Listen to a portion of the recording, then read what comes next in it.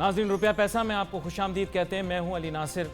बेचैनी दिन ब दिन बढ़ती जा रही है, बेयकीनी दिन ब दिन बढ़ती जा रही है। लगता है कि ठान ली है उन लोगों ने जो कि इस वक्त बरसरे इक़्तिदार आए हैं कि वो हमारे सब्र का इम्तिहान लेंगे, हमारे जज्बात से खेलेंगे, हमें सस्पेंस में रखेंगे, हमें थ्रिलर मूवी की तरह टेंशन देते रहेंगे कि अगले लम्हे होने क्या वाला है। कुछ कहेंगे फिर कुछ और कर देंगे, दायां दिखा के बायां मार देंगे, बिल्कुल जैसे बॉक्सर करते थे। पहले बोलेंगे आईएमएफ के पास जा रहे हैं, बात तय हो गई, तारीख तय हो गई, काजी से बात हो गई, शादी हाल बुक करवा लिया, फिर शादी वाले दिन शार्ट हो जाए। बात यह क्या, फिर मुकर जाएंगे, अब हम आईएमएफ के पास तो जा ही नहीं रहे। तो इससे पहले जो आप ड्रामा कर रहे थे हमारे साथ, वो क्या था कि हम आईएमएफ के पास जा रहे हैं, पहुंच गए।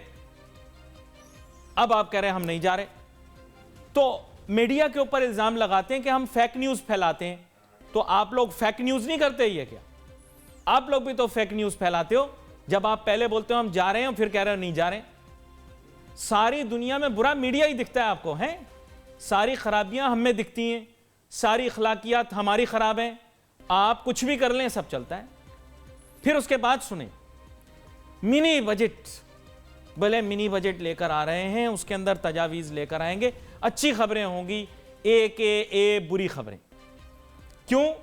क्योंकि डॉक्टर जो है बच्चे को पहले टॉफी खिलाता है, फिर कड़वी दवा खिलाता है, फिर टीका लगा देता है। और आप भी कुछ ऐसा ही चक्कर चला रहे हैं हमारे साथ। हमें लॉलीपॉप पेश करते हैं और हमें आगे पीछे इधर उधर, मतलब आवाम दीवानी हो गई क्या हो रहा है, और किसी को कुछ समझ में नहीं आ रहा कि अब करना क्या है। इंपोर्ट को क्रिमिनलाइज करके पेश किया जा रहा है इस मुल्क के अंदर कि इंपोर्ट करना हमारे मुल्क में गुनाह है। जो इंपोर्ट कर रहा है वो को गलत काम कर रहा है। भाईजान, इंपोर्ट बंद कर दी ना आपने, तो फिर ड्यूटी भी नहीं मिलेगी आपको, कस्टम ड्यूटी। फिर आपको नहीं मिलेगा रेवेन्यू जो आपको चाहिए। फिर कस्टम का इदारा क्या करेगा? डब्बू खेलेगा। ये पैसे जो हैं ये आपको इंपोर्ट से मिल रहे हैं, आपके रेवेन्यू के। इंपोर्ट बंद कर दो, ये भी बंद कर दो, वो भी बंद कर दो, फिर आखिर में कहेंगे शॉर्टफॉल हो गया।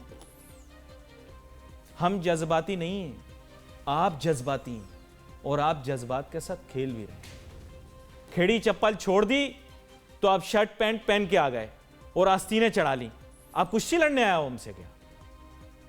हर आदमी इस मुल्क के अंदर उल्टी ही जो है वो, मैं क्या कहूं, बात कर रहा है। उल्टा लटकोगे तो सीधा नजर आएगा। मेरे साथ बहुत ही अहम मेहमान आज शामिल गुफ्तगू होंगे। जनाब परवेज हारासवाला साहब चेयरमैन हैं पाकिस्तान ऑस्ट्रेलिया बिजनेस फोरम के। इनसे हम इस मौजू पर बात करेंगे कि हमारे मुल्क के अंदर आखिर तिजारत को फ़रोग कैसे देना है। परवेज साहब, मेरे ख्याल से आप मेरे जज्बात को समझ पा रहे होंगे। शायद उनकी शिद्दत का इजहार उस तरह से नहीं कर सकेंगे जिस तरह मैंने किया आम आदमी के तर्ज से, लेकिन मैं चाहूँगा ज़रा एक ताजिर सनतकार के तौर पे हमें बताएं कि इस वक्त हमारे मुल्क का जो ट्रेड डेफिसिट है इसको कैसे कम किया जाए, और क्या खालिसतन इंपोर्ट को कम करके मुल्क का ट्रेड डेफिसिट कम हो सकता है? जी परवेज साहब। अस्सलाम वालेकुम। वालेकुम अस्सलाम। बहुत शुक्रिया अली नासिर, आपने मुझे इस प्रोग्राम में इनवाइट किया।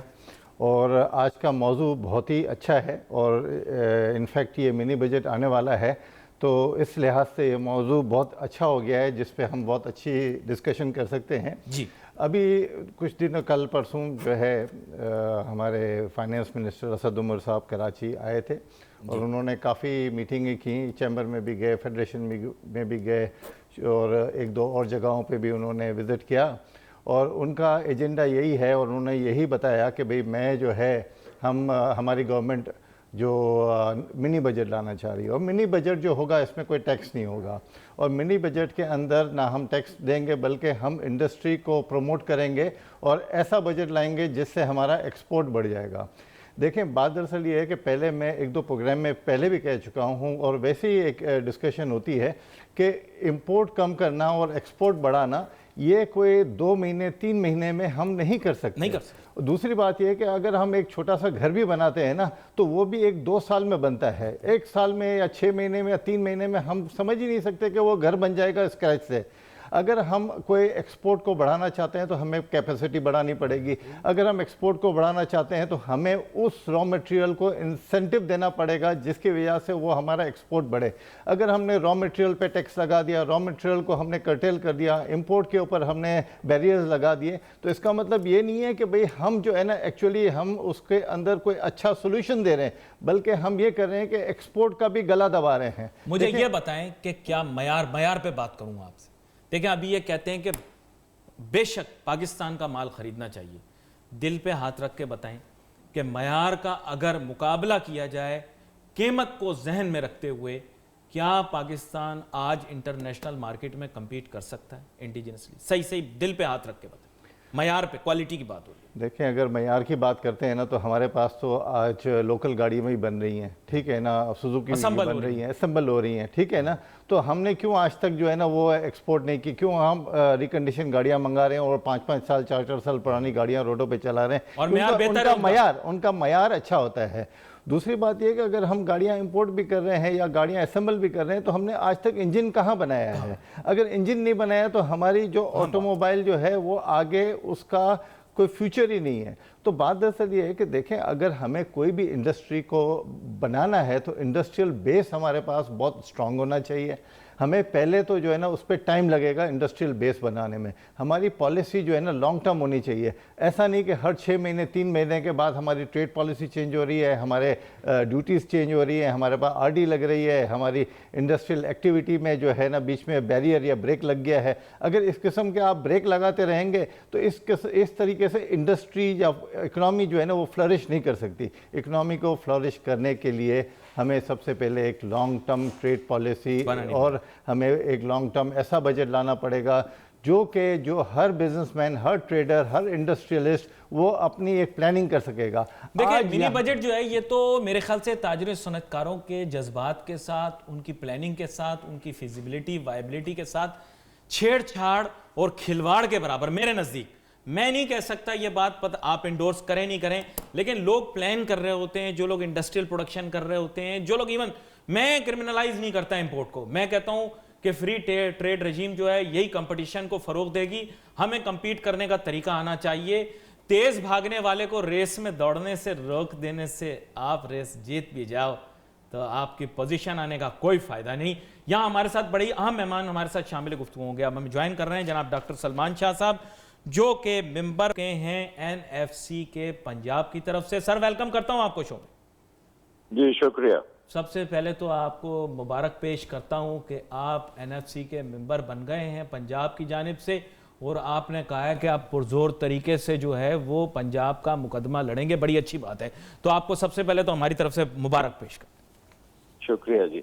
अच्छा जनाब डॉक्टर सलमान शाह साहब, अब बात यह है कि अब आप जो है you have come to the echelons of power, तो थोड़ा ज़रा उनके कानों में जाकर ये भी बता दें कि आवाम में अब वो बहुत ज़्यादा गैर मकबूल होते जा रहे हैं अपनी पॉलिसियों की वजह से, और अनफॉर्चुनेटली आप बड़े सटल अंदाज में बात करते हैं, लेकिन economic policies right now, I don't want to use the word disasters, but they certainly are ringing a lot of alarm bells. जी देखिए, बात ये है कि सिचुएशन जो इस गवर्नमेंट ने इनहेरिट की थी वो मेरा ख्याल है कि पाकिस्तान की हिस्ट्री में इससे ज्यादा मुश्किल सिचुएशन मैंने तो नहीं पहले देखी जी। उसका एक बड़ा सिंपल सी इंडिकेटर है कि इनको जो फाइनेंसिंग गैप मिला था विरसे में वो तकरीबन 30 अरब डॉलर के करीब था, और 30 अरब डॉलर इतना बड़ा फाइनेंसिंग गैप मेरा ख्याल है कि पाकिस्तान की कैपेसिटी से बहुत ज़्यादा बड़ा है कि उसको फिल किया जाता। और आपने देखा इसमें तकरीबन 18 अरब डॉलर तो सिर्फ करंट अकाउंट डेफिसिट का था। हमारी रेमिटेंसेस वगैरह के बावजूद इतना बड़ा करंट अकाउंट डेफिसिट 18 अरब डॉलर का इनको मिला। उसके बाद जो 100 अरब डॉलर का बैरूनी मुल्क का कर्जा था उसकी रीपेमेंट्स जो हैं उसमें डेट सर्विसिंग और रिपेमेंट की भी एक साल में 10 अरब डॉलर की रीफाइनेंसिंग की जरूरत है, यानी कि ग्रोस फाइनेंसिंग उसकी भी 10 बिलियन डॉलर हमें चाहिए। तो 30 अरब डॉलर को 3 महीने के अंदर अंदर इन्होंने तकरीबन पुर कर दिया है। उसमें आप देखें कि सऊदी अरेबिया से सब्सटैंशियल आई 6 अरब डॉलर, 6 अरब डॉलर यूएई के साथ, उसके साथ चीन के साथ जितना उनका है ट्रेड हमारे चीन से, जो कि पाकिस्तान के खिलाफ जो ट्रेड इम्बैलेंस है तकरीबन 10 से 12 अरब डॉलर का, वो चीनी करेंसी में कर दिया गया, जिसकी वजह से आपके डॉलर के ऊपर दबाव जो है वो कम हो गया। अब इशू आ जाता है कि ये जो रीफाइनेंस हमने लोन करने हैं 10 अरब डॉलर के, ये 10 अरब डॉलर के लोन, अब आपने पांडा बॉन्ड्स की बात की जो आप चीन से कर रहे हैं, उसके बाद आपको सकूक्स और जीडीआर्स और यूरो बॉन्ड्स और ये चीजें करनी पड़ेंगी। 10 अरब डॉलर तो रीफाइनेंसिंग के लिए ही चाहिए। अब मसला सिर्फ उसमें इतना है कि क्या इंटरनेशनल मार्केट में आपका कॉन्फिडेंस बहाल हो चुका है या नहीं। लास्ट सर एक चीज आपसे पूछनी मैंने, आप खैर क्योंकि मैं जानता हूं कि आप साबिक वफाकी वजीर खजाना भी रहे हैं, बात यह कि सर आईएमएफ के पास पिछली मर्तबा जब मैं और आप बात कर रहे थे तो आईएमएफ के पास जाने का इन्होंने फैसला किया हुआ था। अब अचानक जो है वो पलट जाना, मैं कुछ समझ मुझे आई नहीं, मुझे हजम तो नहीं हुआ, लेकिन पाकिस्तान के अंदर तो हर उल्टा काम हो जाता है, कोई पूछने वाला नहीं है। तो क्या वजह बनी कि आईएमएफ से फासले बढ़ गए? ऐसा तो नहीं कि हम उन्हें कॉल कर रहे हैं वो उठा नहीं रहे फोन? जी नहीं, आई थिंक क्योंकि अब मुझे तो इनसाइड स्टोरी नहीं पता, क्वेश्चन किस लहज पे हैं, और ये जो लेटेस्ट स्टेटमेंट आई है फाइनेंस मिनिस्टर की, ये कोई स्ट्रेटेजिकली नेगोशिएशंस के पॉइंट ऑफ व्यू से इन्होंने दी थी कि वो थोड़ा सा सॉफन अप हो जाए, जो हैं कंडीशनैलिटीज, यहाँ ये समझते हैं कि नहीं अब जरूरत ही नहीं है उनकी। सो आई थिंक ये तो मुझे नहीं पता कि उनकी थिंकिंग क्या है, बट मेरी थिंकिंग ये होगी कि हमारा फासला आईएमएफ से कोई खास ज्यादा नहीं है। आईएमएफ की जो कंडीशनैलिटीज होती हैं वो फाइनेंशियल इम्बैलेंसेस को करेक्ट करने के लिए होती हैं। उनका प्राइमरीली माशी जो आपका बैलेंस है उसमें बहुत बड़ा खसारा है, 6-6.5% पर अभी भी आप चल रहे हैं। तो हो सकता है कि ये जो मिनी बजट आ रहा है वो उसी कॉन्टेक्स्ट में है कि इसको किसी तरह से ये बड़ी अहम बात आपने किया जाए। और उसके साथ साथ हमें एक और बात भी नहीं भूलनी चाहिए कि अल्टीमेटली हमारा जो सोल्यूशन है ना वो हमारी इन्वेस्टमेंट पॉलिसी पे है। हमारी इन्वेस्टमेंट पॉलिसी पे है। मैं चंद लम्हात के लिए आपको रोकूंगा। हमारे साथ यहाँ पर परवेज हारून मद्रासवाला साहब भी मौजूद हैं। He is the chairman of the Pakistan Australia business forum. और वही बात जो आपने कर रहे थे प्रोग्राम से पहले परवेज साहब, बात ट्रेड डेफिसिट का जिक्र किया, और आप अब मैं प्रोग्राम से पहले ऑस्ट्रेलिया की बात कर रहे थे तो 1 अरब तक का जो है वो हमारा तिजारती तखमीना है उनके साथ, और वहां पर भी we have a deficit of more than $500 billion. तो एनी सजेशंस और इंप्रूवमेंट ताकि फिर मैं उसके ऊपर डिस्कस कर सकूं डॉक्टर साहब के साथ। जी परवेज साहब। देखिए, इम्प्रूवमेंट तो यही है कि हमारा एक्सपोर्ट बढ़ाए हैं। जितना हम एक्सपोर्ट एक्चुअली पाकिस्तान से बढ़ाएंगे हर कंट्री के साथ, नॉट ओनली ऑस्ट्रेलिया, क्योंकि ऑस्ट्रेलिया का 1 billion, I just taken one example जो आपसे रिलेटेड है। हम 1/3 जो है हम पाकिस्तान के फेवर में जाते हैं और 2/3 उनके फेवर में जाता है। तो ये एक बहुत बड़ा गैप है, बहुत बड़ा गैप है। इसके अंदर देखें, हमें अगर हमारी इंडस्ट्री के अंदर कैपेसिटी बढ़ानी पड़ेगी, कैपेसिटी बढ़ेगी तो एक्सपोर्ट बढ़ेगा। हमारे पास यहाँ कैपेसिटी है नहीं। अच्छा, दूसरे इतने प्रॉब्लम है। अच्छा, इस गवर्नमेंट को अगर ये मिनी बजट लाना है तो ये इस मिनी बजट को क्या कहते हैं? मिनी बजट कहते हैं कि ईज़ ऑफ डूइंग बिजनेस कहते हैं। ईज़ ऑफ डूइंग बिजनेस में भी अगर वो कोई नए टैक्सेस लाते हैं या कोई ऐसे बैरियर खड़े करते हैं जिससे हमारी इंडस्ट्रियलाइजेशन नहीं हो सकती या इंडस्ट्रियलाइजेशन में बैरियर लगेंगे, वैसे ही एक कोई इंडस्ट्री लगती है, हमारी भी इंडस्ट्री है, आप देखें कि वहाँ आपको 32 टैक्स तो आपको देने पड़ते हैं। एजेंसियाँ आपके पास एक दूसरी एजेंसियाँ आती रहती हैं, कोई भी बाहर से फॉरेन इन्वेस्टर आएगा वो ये कहेगा कि भाई पहले तो आप मुझे लिस्ट दे दो कि आपकी एजेंसियां कितनी हैं, कितने लोग मेरे पास टैक्स देने आएंगे।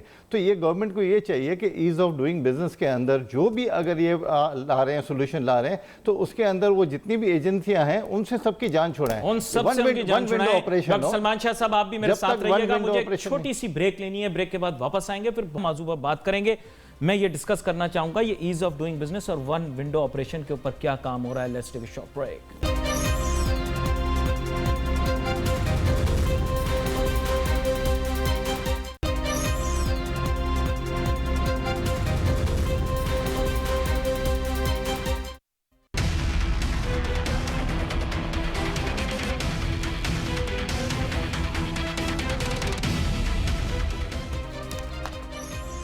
नाज़रीन वेलकम बैक आफ्टर ब्रेक।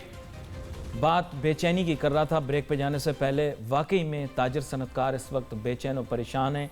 अब मिनी बजट का नया शोशा छोड़ दिया है, कह रहे हैं IMF के पास नहीं जाएंगे।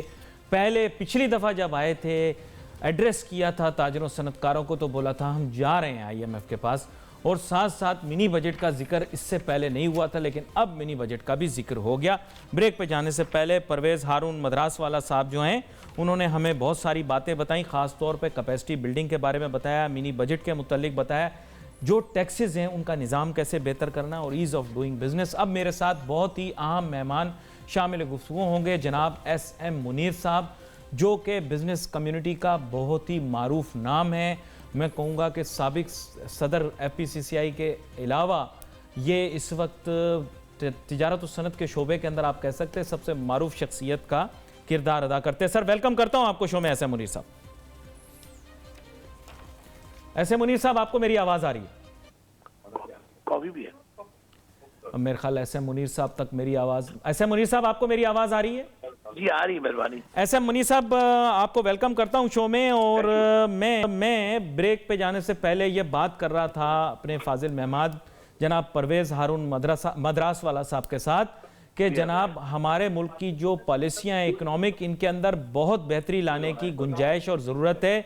SM मुनीर साहब आप इस बारे में कुछ सजेशन दें हुकूमत को कि वो क्या इकदामात ले, क्योंकि इस वक्त ताजिर सनतकार बहुत परेशान है मिनी बजट की वजह से। 4 दिन पहले यहाँ पे chief of the army staff आए थे जी, उन्होंने पाकिस्तान 50-60 बिजनेसमैन से मीटिंग की जी। परसों हमारे असद उमर आए थे फाइनेंस मिनिस्टर जी, दोनों जगह मैंने इकोनॉमी के हालात फिलहाल अच्छे नहीं है जी, लेकिन दोनों ये कहते हैं हमें कुछ महीने और हालात अच्छे हो जाएंगे। लेकिन मैं इतना समझता हूँ गवर्नमेंट के अब गवर्नमेंट अपना मुतय्यन कर ले और गवर्नमेंट हम बिजनेस कमेटी से मशवरा करें। मैंने कहा टास्क फोर्स से बनाए, हमारे साथ बैठ के मशवरा करें, बिजनेस मैंने आपको सही मशवरा देंगे, मुल्क सही हो जाएगा। सर टास्क फोर्स तो बन गई, उसमें फेडरेशन का कोई बंदा ही नहीं डाला। नहीं, वो 22 बंदों की टास्क फोर्स नहीं है। 22 बंदों की इन्होंने बनाई है वो बिजनेस काउंसिल। जी जी, उसे हमारा नाम ही मैंने जाके इमरान खान से मीटिंग की, इमरान खान ने कहा मुनीर साहब जितने बंदे बने डाल दो। 8 आदमी मैंने दी, उसका आज तक नोटिफिकेशन इशू नहीं हुआ। देखें इमरान खान इसका फौरन नोटिफिकेशन इशू कर दो, अभी तक नोटिफिकेशन इशू नहीं हुआ। तो we are waiting for the notification. अच्छा मुझे ये बताइएगा SM मुनीर साहब के आप काफ़ी अरसे से इस बारे में बात करते आए हैं कि ईज़ ऑफ डूइंग बिजनेस होनी चाहिए। ब्रेक पे जाने से पहले मद्रास वाला साहब भी यही कह रहे थे कि वन विंडो की जानिब जाना चाहिए। आपके ख्याल से क्या हुकूमत को अब इस मुतालिक काम शुरू नहीं कर देना चाहिए या अभी भी ये सोचते रहेंगे? मैं आपको तो ईज ऑफ डूइंग बिजनेस में हमने एक कमेटी बनाई, हाई पावर कमेटी फेडरेशन में जी। उस कमेटी ने पहला अपना मीटिंग करके और बड़ा जबरदस्त किस्म का पेपर तैयार किया, जो पेपर मैंने भेजा फाइनेंस मिनिस्टर को। फाइनेंस मिनिस्टर ने वही हमारा ही पेपर डिस्कस किया प्राइम मिनिस्टर के साथ। परसों फाइनेंस मिनिस्टर साहब ने कहा बिल्कुल परसों मीटिंग हमारी ईज ऑफ डूइंग बिजनेस होगा तो पाकिस्तान तरक्की करेगा। हमें बड़े बड़े मुसीबत है, बिजली के मसले, गैस के प्रॉब्लम और प्रॉब्लम है। जब तक ये मसलों से निकलेंगे तो लोग क्यों कारोबार करें? जो कारोबार में आता है उसको तंग करना शुरू कर देते हैं। प्राइम मिनिस्टर साहब ये कहते हैं बिजनेसमैन को सहूलत दो ताकि मुल्क तरक्की करे। अच्छा मुझे ये बताइएगा, क्या आपके ख्याल से हुकूमत को इस चीज़ का अंदाज़ा हो रहा है कि वो अवाम में, ताजरों में, सनतकारों में अनपॉपुलर होते जा रहे हैं और शायद पिछली हुकूमत से भी ज़्यादा कैजुअल एटीट्यूड लेकर चल रहे हैं?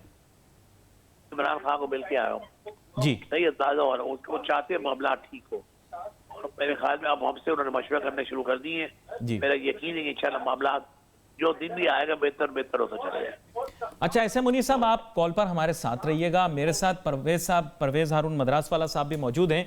मैं चाहूँगा ये चंद चीज़ें आपके सामने बयान करें, ख़ास तौर पे ये इंपोर्टर्स के मुतलिक जो एक राय कायम की जा रही है हमारे मुल्क के अंदर, उस पर परवेज साहब मैं चाहूँगा थोड़ा सा आप भी जिक्र करें ताकि ऐसे मुनीर साहब से इस मौजू पर भी बात हो। जी भाईजान अस्सलाम वालेकुम। परवेज कैसे हैं? ठीक है भाईजान, बस यहाँ यही बात हो रही थी कि ये इंपोर्ट जो है ना, ये पाकिस्तान का कोई बहुत बड़ा क्रिमिनल नहीं है।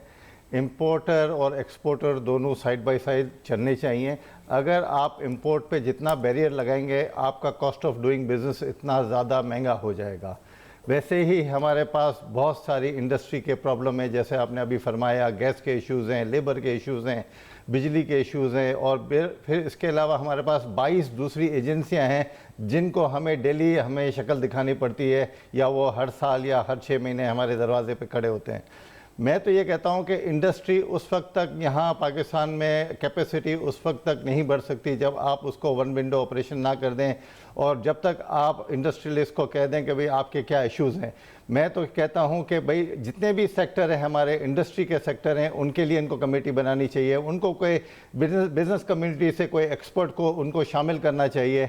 हमारी कोई भी इंडस्ट्री है, केमिकल की इंडस्ट्री है, उनमें उस केमिकल के एक्सपर्ट को या ऐसे बिजनेसमैन को शामिल करना चाहिए। टेक्सटाइल में एक बंदे को शामिल करना चाहिए, ताकि हमारे इश्यूज़ जो हैं एक मिनट में जो है ना सॉल्व होने चाहिए। अगर आप उसको 6 महीने साल लगा देंगे, देखें पैसे तो इंडस्ट्री के पास पड़े होते हैं, बिजनेसमैन के पास पड़े होते हैं। आजकल आप देखें कि भाई हमारे स्टॉक मार्केट का क्या हाल है। तो यही होता है कि जब आपके नेगेटिव सेंटिमेंट्स होते हैं तो हर तरीके से आपकी इन्वेस्टमेंट रुक जाती है। हम कहते हैं बाहर से फॉरेन इन्वेस्टर आए, बाहर से फॉरेन इन्वेस्टर कैसे आएगा जबकि लोकल इन्वेस्टर बेचारा रो रहा है, उनके मसले हल नहीं हो रहे हैं, उनको गैस नहीं मिल रही है, उनको बिजली नहीं मिल रही है। ऐसा मुनीर साहब ये जो आपके सामने मसाइल बयान किए हैं, अब इनके लिए अब क्या किया जाए? आपकी इमरान खान साहब से बात तो हुई है, लेकिन ये तो बड़े लॉजिकल और रैशनल जो है और बैठाए जो कहती है बिजनेसमैन चोर नहीं है, वरना आमतौर में जो गवर्नमेंट बिजनेस को पहले चोर हुआ किया। ये पहली गवर्नमेंट जो कहती है बिजनेसमैन कमाएंगे तो हमारे मुल्क का फायदा होगा। ये पहली गवर्नमेंट जो चाहते हालात है बेहतर हो। परसों असद उमर आए, सारी मीटिंग इसी बात पे हुई। उन्होंने कहा हम चाहते हैं कि आपके मसले दूर करें और आप कामयाब हो, मुल्क चले, नई इंडस्ट्री लगे, आपको फैसिलिटेट करें ईज ऑफ डूइंग बिजनेस पे। प्राइम मिनिस्टर साहब खुद मीटिंग चेयर कर रहे हैं, मेरे ख्याल में 1-2 हफ्ते में ऐलान हो जाएगा।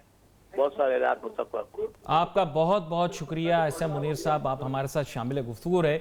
मेरे ख्याल बड़े अहम नुकात के ऊपर यहाँ पर बात हो गई। परवेज साहब, आपने देखा कि ऐसा मुनीर साहब ने इस चीज़ की जो है वो आशनाई दी, आगाही दी कि बुनियादी तौर पर इमरान खान साहब इस मुतालिक संजीदा हैं और बार बार इमरान खान साहब का बल्कि जिक्र ज़्यादा है। हैरानगी की बात ये कि आजकल लोग इमरान खान साहब के बारे में तो मस्बत बोलते हैं, लेकिन उनकी टीम के मुतालिक जो है वो राय और आरा जो हैं वो मुख्तलिफ पाई जाती हैं। आप चाहें तो इस पर तबसरा करें, लेकिन बुनियादी बात यह है कि लोग आजकल यही कह रहे हैं कि इमरान खान साहब की नीयत ठीक है, मैं ख्याल टीम के अंदर भी कुछ बेहतरी लाने की ज़रूरत है। आपकी इसके बारे में कोई राय या इससे जुड़ी हुई?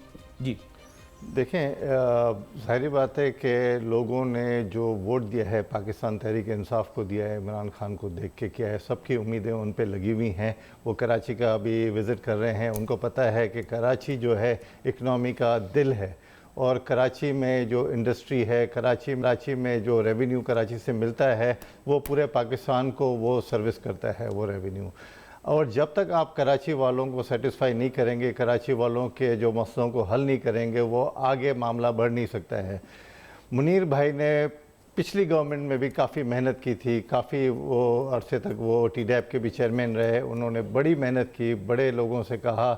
मैं समझता हूँ कि ये मुनीर भाई की एक उस वक्त की मेहनत या अभी की जो कंटिन्यूस जो उन्होंने उनके पीछे लगे रहे, तो वो कराची में आए, उन्होंने बड़ा तेज़ी में चैम्बर वालों से भी मिला, फेडरेशन से भी मिला, और वो उस नतीजे पे आए हैं कि भाई ईज़ ऑफ डूइंग बिज़नेस जो है ना वो उनका पहले एजेंडा होना चाहिए इस मिनी बजट के अंदर।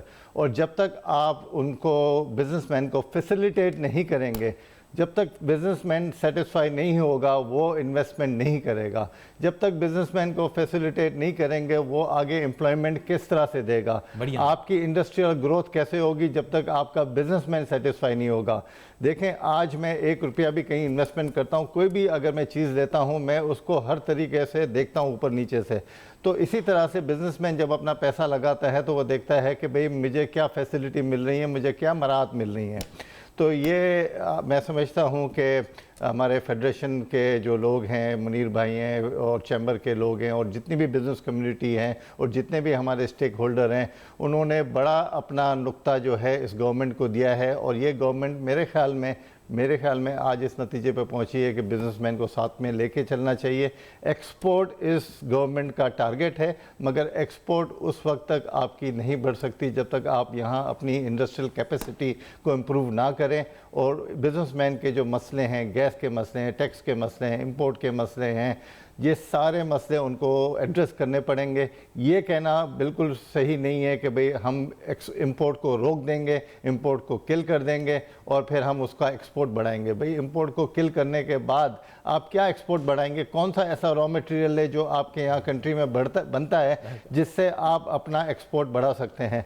आपकी गाड़ियाँ तो जो है बाहर से इंपोर्ट आती हैं, तो एक तो आपका वो बिल हो गया, ठीक है ना, गाड़ियों के इंजन भी बाहर से आते हैं, एक तो आपका वो इंपोर्ट बिल हो गया। आप क्या उस पे सब चीज़ों पे टैक्स बढ़ा के लोगों का जो है जेबें खाली हो जाएंगी? भाई लोग अब अफोर्ड ही नहीं कर सकते। अब एक आम आदमी एक गाड़ी अफोर्ड नहीं कर सकता। आप देखें रोडों पे एक मोटरसाइकिल पे 6 लोग सवार हैं। अब आप देखें कि एक जो गाड़ी वाला जाता है उसको कहते हैं आपने सीट बेल्ट नहीं बांधा, 6 मोटरसाइकिल पे लोग बच्चों को लेके घूम रहे हैं, ट्रक वाला बगैर सीट बेल्ट के जो है ना ट्रक चला रहा है। मुझे तो लगता था अकेला मैं ही जज्बाती हूं, लेकिन आज आप भी उसी तरह के जज्बात का इजहार कर रहे हैं। मेरे पास वक्त मुख्तसर था, बहुत सारे मौजूआत उसमें कवर हो गए। आपका बहुत शुक्रिया परवेज साहब, आप शो पर लाए। मेरे ख्याल काफ़ी मंतकी गुफ्तगू रही, इसमें बहुत सारे सजेशंस भी आए। नाज़रीन, we wait for your messages on Facebook. यहाँ पे अली नासिर हमारी टीम को इजाज़त दीजिए। अल्लाह हाफ़िज़।